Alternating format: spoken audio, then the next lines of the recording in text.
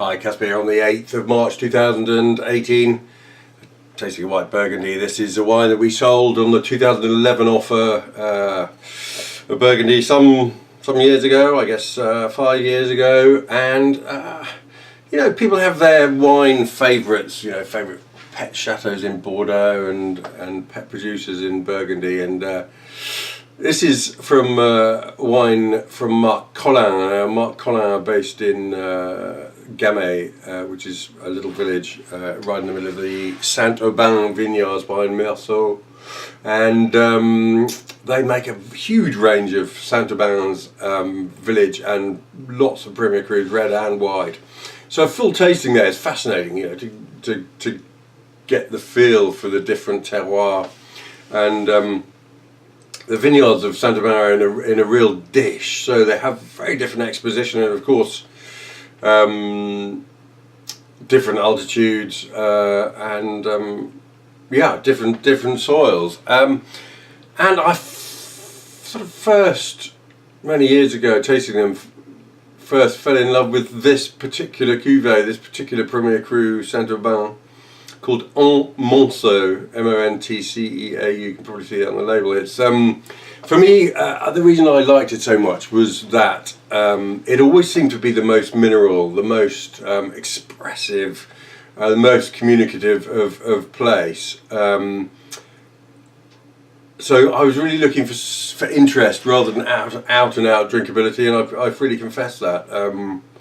But it always seems to me to be about the most interesting 1er Cru in their cellar. And a couple of years ago, I was there with the UK importer, and Damien Colin got out a vertical of this wine back to about 2000, and they're all drinking superbly well.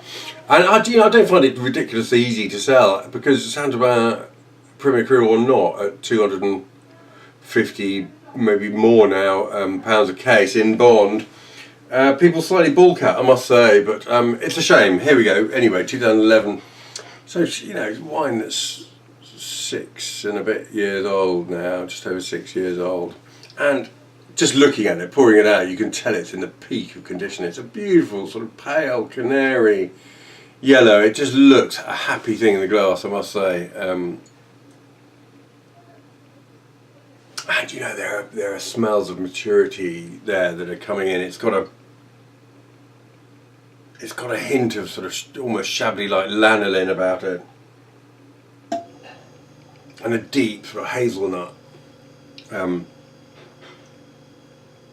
toasted hazelnut wisp as well, which I presume is the oak. But then it's got this lovely, absolutely delightful fruit, and the fruit has matured into a sort of almost compote-like cool concentration of pear, and particularly pear actually, and melon. It's an absolutely delicious thing to smell. Goodness me,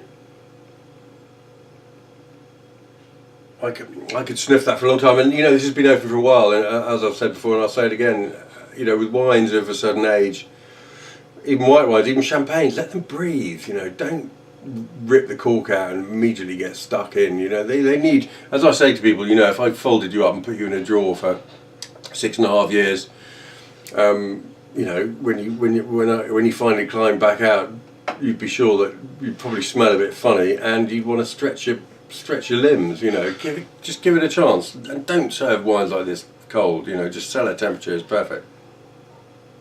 Lovely nose, and there's a sort of almost talcum, powdery minerality to it. To the nose, it smells lovely. Let's have a sip. Mm. Mm.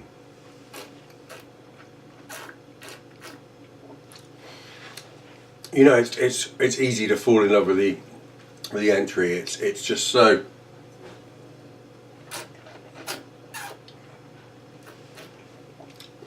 beautiful, rich, cool, easygoing fruit. And you're just in the point of sort of completely falling for its charms, and then it goes, oh, hang on, I'm going to get some backbone now, and it sort of pulls itself together into this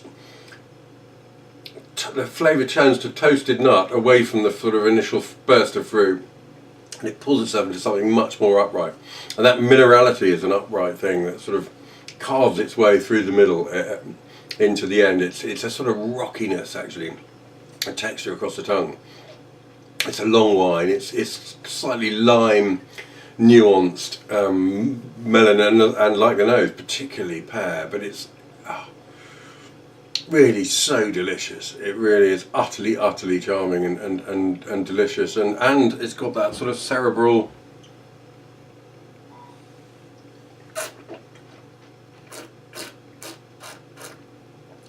kick of minerality.